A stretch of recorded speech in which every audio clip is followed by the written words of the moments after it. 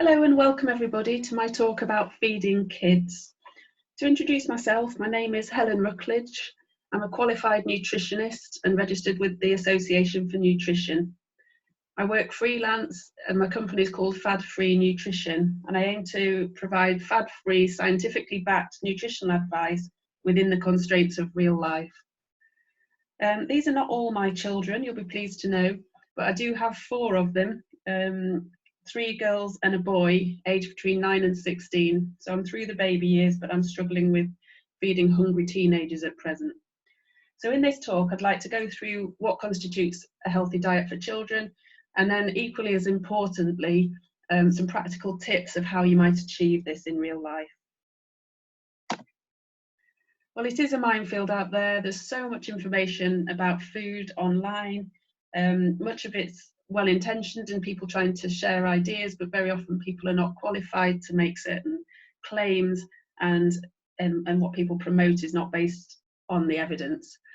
Some views do arise from the evidence, but they're a poor interpretation of the statistics or whatever. You can trust the NHS website. Our wonderful NHS is backed by eminent scientists and analysts who provide the recommendations. So if you're wondering about how you should be feeding your child, that's a good resource to go to. So what should kids eat? Well, I would argue very similar to adults. There are certain exceptions. For example, salt intake in children is less than adults. And again, you can look on the NHS website for the different levels of salt by age. And of course, young babies and through the weaning era, there are certain constraints on how you introduce foods and when. But in general, I'm a big advocate of sharing food with your children, not having separate kiddie meals and adult meals. And in this time of lockdown at the coronavirus pandemic, we're all at home with our children. It's a golden opportunity to start cooking and eating together as a family, and sharing the similar foods and the same foods. These are my kids. Annabelle here is eating moule frites in France last year. Beatrice and Arthur have got some prawns that were done on the barbecue. And this is Sylvia. I think that was at the Cutlery Works in Sheffield, where you could choose which outlet to go to, and she chose a Japanese sort of dumpling. I think it had duck in it. So a healthy diet for children, very similar to a healthy diet for adults. This provides you with some clues. So try to eat as many plant-based foods as possible, including, of course, the 5 portions of fruit and vegetable per day recommended by the NHS. With my family, I try and aim for 5 portions of vegetables per day and a couple of portions of fruit, either on the breakfast cereal or as snacks. I don't always achieve it, but if I've aimed a little bit higher, then I probably most days do end up with at least 5. Serve complex carbohydrates with every meal, and the carbs are, of course, things like pasta, rice, bread, potatoes, couscous, and so on. Whole grain versions if possible. If you choose to eat fish, then aim for 2 portions of fish per week. One should be oily. Oily fishes, salmon, sardines, mackerel, and so on. Modest portions of lean meat if you choose to eat meat. And also, crucially, plenty of fibre. Good sources of fibre include the whole grain versions of your carbohydrates, such as brown rice and whole grain pasta, wholemeal bread. But also fruits and veg contain plenty of fibre, as do pulses. And then if you leave the skin on potatoes, there's a good amount of fibre in that, so you can even do mash still with the skin in it. So a healthy diet reduces, the obvious one is energy-dense foods and added sugar. Energy-dense foods are the things that are packed with calories. They're usually fatty foods, but also high sugar foods can be very energy-dense. So things like fizzy drinks, baked goods like cake and croissants and biscuits, fried and fast foods like burgers and chips. Do limit salt intake with children, especially if you're all at home at the moment, snacking more. Be wary about crisps. Also, ready meals and sauces, they've got their place in the diet completely, but if you eat them all the time, they're very often quite high in salt. Moderate portions of red meat, maybe once a week, and very little processed meat. That's based on guidelines of reducing risk of bowel cancer later in life and also heart disease. And that's due to saturated fat largely. But I must stress, nothing is excluded in a child's diet. Just offer these things in moderation.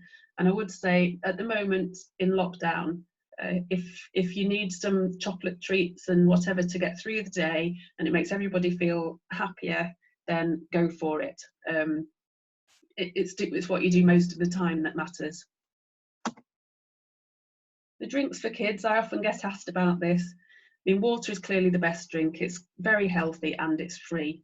So have water on the go. I'm finding that I'm having to wash up water glasses all the time, which is taking up my time at the moment with them all at home. So we've now started using our water bottles all day so that we know whose is whose. Soft drinks should be sugar-free, like diet drinks. And then fruit juice and smoothies, again, I'm so often asked about this. My recommendation would be to limit to 1 small glass per day. The reason is because although both fruit juice and smoothies have got loads of nutrients in them, they're also packed with calories. And indeed, there is, in the research, it suggests that energy, that is calories in drinks, seems to be less well recognised by our appetite systems than food. So if you had a smoothie that can easily be 500 calories, you wouldn't feel as full as if you ate a 500 calorie chicken and spinach sandwich. And the danger is that you sort of consume too many calories if you drink too much smoothie or juice. It also spikes your blood sugar or your child's blood sugar very, very sharply, and often this means that they're giddy for a while and then they crash about an hour later with a lack of sugar. So I would, although if your child's not keen on eating fruit, it's a good way to get some fruit inside them, but I would say 1 small glass a day is sufficient. So this diet is summarised in the NHS Eat Well guide, which I'm sure you've all seen before, and I think normally when I work in schools, most children are aware of this. But 1/3 of your plate should be fruit and veg, 1/3 of their plate should be carbohydrate sources, and the remaining third is a combination of the protein sources, which includes lean meat and fish, should you choose to eat those, eggs, if you choose to eat eggs, and the vegan sources of beans and lentils and chickpeas and so on. And then not forgetting dairy, such as milk, yogurt, cheese, or dairy alternatives, which are usually fortified. A very small slice of the pie is for oils and spreads. Choose unsaturated oils where you can, and they're the ones that are liquid at room temperature. So moving on to some practical tips of how to get this into your child's diet. I'm going to look at planning, making life easy, and managing your finances. So planning, well, about 10 years ago, when my husband was working away and I had 4 children aged 6 and younger, I really had my hands full and it was absolute chaos, to be honest, and I was really struggling to feed them well. It was difficult to cook, and I ended up reaching for emergency rations all the time because I wasn't prepared enough. And around this time, my cousin suggested that I tried planning meals, and she gave me this pad that you can see here on the picture to fill in to plan the week's meals. Initially, I was very skeptical about this because I'm a bit of a wing it type of person and I don't normally plan ahead like that, but I do respect her opinion, so I thought I'd give it a go. And my goodness, it changed everything. It took all the stress out of the meal times and the snack times. So you can plan to shop for the right things, and so you've got the right things in the cupboard and you know what you're going to do. You don't have to make decisions on the day when you're under pressure from children demanding certain things. And the same applies to snacks. You don't have to plan what snack you're having what day, but if you know you've got a few different snack options like hummus and veg sticks, you can have them up your sleeve when everybody's hungry. It also allows you to plan to do some batch cooking and use leftovers, which again cuts down your work and it makes it easier. I've also done something with my children, which is one new recipe a fortnight, where on a Thursday night we have something we've never had before. This has opened their eyes to different dishes, reduced the pickiness over the years. We've also had some great laughs when my cooking didn't quite go according to plan. I can think of a few times where it was a total disaster, but it's good fun and it gets the children interested in different food. Making life easy, well, we all want to do that. I would say batch cooking is fantastic for feeding a family, and freezing a meal to have at a later date. There's nothing better than getting something out of the freezer that's a homemade meal that you've already cooked. It's fantastic. To achieve this, I actually bought a very large slow cooker, and although it is a bit of a financial investment, it's probably the best thing I bought for the kitchen. Mine's really big so that I can get at least 2, if not 3 meals for our family of 6 out of it. And it's so great because you can, put it on in the morning when you've got the time or energy and there's a little lull in the proceedings, and then it's ready later, and then you can freeze the rest. I would also say don't be sort of snobbish about food, and don't be afraid to buy ready prepared foods. You don't have to cook everything from scratch. If you can afford it and you want to buy some pre-cooked rice that's ready in 2 minutes because your kids are starving, then that's absolutely fine. I would also say frozen fruit and veg is wonderful because it avoids you having to go shopping all the time. Things don't go off, and they're there on hand, ready when you need them, and ready in seconds. Takeaways, still functioning at the moment in this pandemic. They don't have to be unhealthy, and you can support your local businesses. This picture here is something I had at the Street Food Chef, which is a Mexican place in Sheffield. It's a takeaway, but you can actually sit in. So I must have sat in on that occasion, but it's actually a wonderful balanced meal. It was chicken in a sauce, rice, black beans, little tortillas, some dairy here with the cream cheese, and a big pile of salad including guacamole, which has got the healthy oils in with the avocado, and it was only about £5.50 or something like that. So you can certainly still choose healthier options if you wish on a takeaway food. In terms of managing finances, I would really like to stress that eating healthily doesn't need to be expensive. You don't need fancy ingredients that are fashionable, for example, replacing your honey with various fancy syrups or whatever. You don't need to buy supplements unless recommended by your doctor. And as regards organic food, although there may be great environmental benefits to it, the evidence is still uncertain of whether it actually affects the health of anyone, including children, by eating more organic food. If you can afford it and you like it, brilliant, but don't feel you're failing if you just buy ordinary simple ingredients. Tinned and frozen fruit and vegetables are brilliant. The tinned pulses particularly, I've always got a big stash in my cupboard. From Aldi, the beans are about 39p a can. They're so filling, they're full of fibre, low in fat, they're so quick, you can just chuck them into anything at the last minute and they're ready in a few minutes. Over the last 10 years, I've gradually reduced the meat content in my dishes. We still eat meat in our household, but if I was making a chicken curry, for example, I would use probably half the amount of chicken that I would have done 10 years ago, and I'll throw in several cans of chickpeas as well for the protein, and it's very, very cheap and very healthy. Don't forget eggs. They're a great cheap source of nutrients and protein. This is my friend Fran. We go to Robin Hood's Bay every year on an annual camping trip. It's not with partners, it's with ladies and kids.